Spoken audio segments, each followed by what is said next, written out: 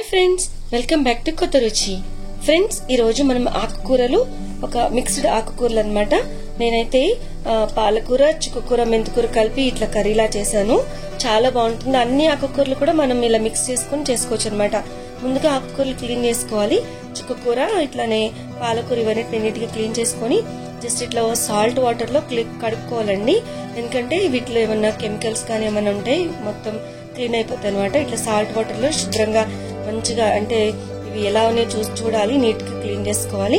గడ్డి పరకలు ఏమన్నా ఉన్నాయో అట్లా ఒక్కొక్కటిగా తీసుకొని జస్ట్ ఇట్లా క్లీన్ చేసుకోవాలి. క్లీన్ చేసుకున్న వాటిని నేను ముందుగా కట్ చేసుకోలేదండి, కడిగిన తర్వాత కట్ చేసుకుంటాను. ఒక బాండీ పెట్టేసుకొని ఒక పాన్ లో ఒక 3 టీ స్పూన్స్ ఆయిల్ వేస్తున్నానండి.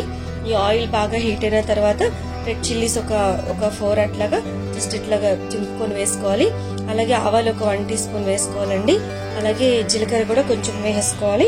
ఇవన్నీ చిటపట్లాడేటట్లుగా ఇట్లా మనం జస్ట్ ఇట్లా కొంచెం వేగిన తర్వాత మీడియం సైజు ఆనియన్స్ 2 చిల్లీస్ ఒక 3 చిన్న చిన్నగా కట్ చేసుకొని వేసుకొని అవి కూడా ఫ్రై చేసుకోవాలి ఆయిల్లో.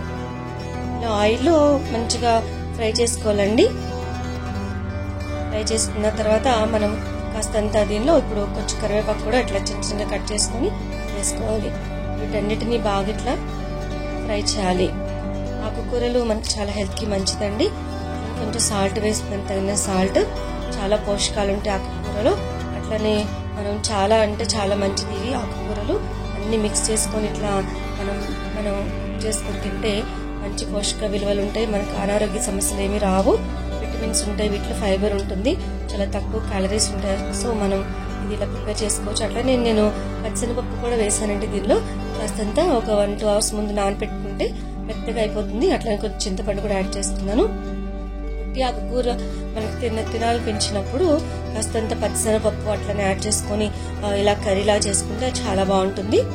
హెల్త్ కి కూడా చాలా మంచిది. కాబట్టి మనం 2 days కి ఒకసారి ఇట్లా ఆకుకూరని మనం ప్రిపేర్ చేసుకుని తింటే చాలా మంచిదండి. టర్మరిక్ కూడా మనం ఒక 1 టీ స్పూన్ వేస్తున్నానండి. ఎనిమిక్ ఉన్న వాళ్ళు కూడా ఇది మంచిగా మనకి ఎనిమిక్ కాకుండా ఉంటుంది. ఇలా మంచి బ్లడ్ గ్రో అవుతుంది. సో ఇలా ఆకుకూరని ఇట్లా మనం ప్రిపేర్ చేసుకొని కుక్ చేసుకొని తింటే బాగుంటుంది అనమాట. ఇప్పుడు ఆకుకూరలో కొంచెం వాటర్ వస్తుంది కదండి కుక్ అయినప్పుడు, జస్ట్ అది కూడా మంచిగా ఎవాపరేట్ వరకు మనం కనివేలు కాస్తంత గార్లిక్ వేస్తున్నానండి. అంటే ఇక చిన్న చిన్నగా కట్ చేస్తున్నాను గార్లిక్. ఆ గార్లిక్ కూడా యాడ్ చేస్తున్నాను. రుచి కొరకు ఇట్లా వేసుకున్నాను అనమాట. సరే కదా, ఈ విధంగా మనం దగ్గరికి వచ్చేలాగా జస్ట్ ఈ వాటర్ అంతా ఇంకిపోయేంత వరకు జస్ట్ ఇట్లా తిప్పుకోవాలి.